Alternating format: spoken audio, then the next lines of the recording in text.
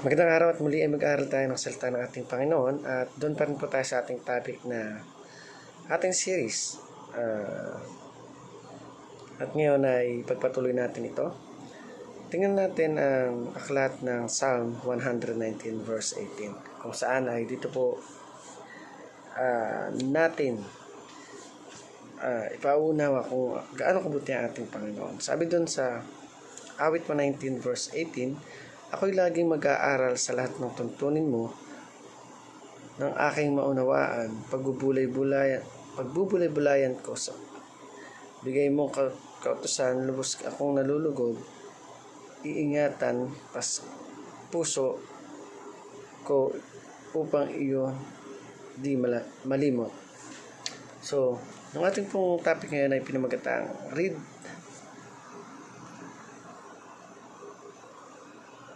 the Bible prayerfully. So, pag-umpisa ng Biblia, kailangan talaga ay malawak yung pangunawa natin at handa tayong papasukin ang salita ng ating Panginoon sa ating buhay. So, sabi sa number 1, reading the Bible is finding God's will. So, yung pagkasal ng ating Panginoon ay maraming pwede tayong explain para dyan. So, para sa una nating teaching, reading the Bible is finding God's will. So, yung pagbasa ng Biblia, ito ay nakakatulong pang patuloy na hanapin kung ano yung kakulungan natin o ano yung mga bagay na pwede pa nating hingin sa kanila. So, number 3, wala yung 4. Reading the Bible is getting God's wisdom. So, para naman dito.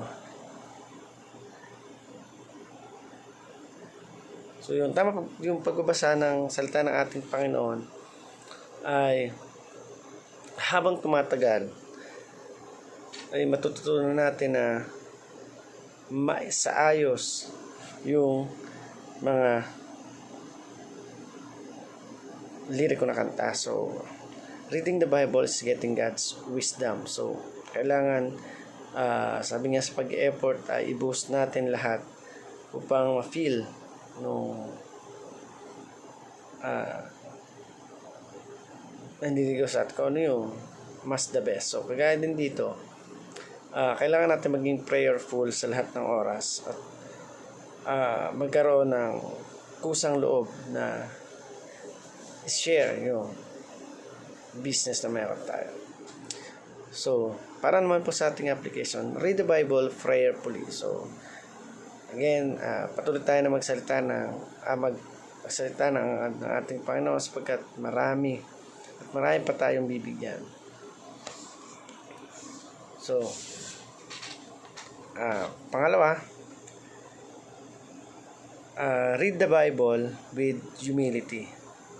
So, yung salita ng ating Panginoon ay kapag hindi natin inunawa ay maraming mga bagay ka magiging question. Pero pagka pinatuloy mo at tinanim mo yung salita ng ating Panginoon dyan sa puso mo,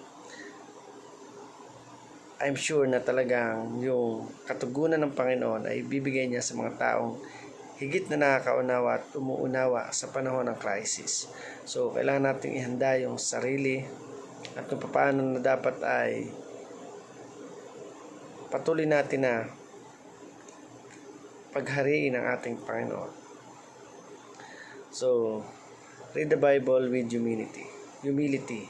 So, matuto tayo na sabi nga ay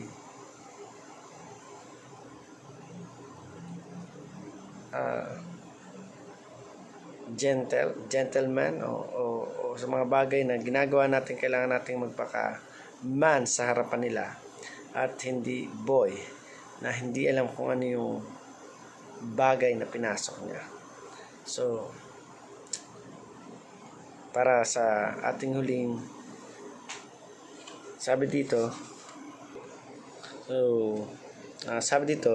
read the Bible expectantly. So, yung pagbasa natin ating Panginoon, mahalaga talaga na alam natin kung ano ba yung binabasa natin at ano yung magiging mensahe nito sa atin. At ano ba talaga yung Bible? Kasi minsan ang inisip nila sa Bible kapag binasa nila to, mararami sila matututunan na pwedeng i-apply at ganun pa man ay mabago yung estado ng kanilang pamumuhay, but ang Panginoon na yung nagbibigay na orbit o sa orbit ng mga planeta. So mahalaga na talagang ikonsulta natin yung mga bagay na ginagawa natin sa ating Panginoon at hayaan natin na siya yung kumilos at magbigay sa atin ng kasaganaan, at ganun din naman ay maging maayos yung teaching natin doon.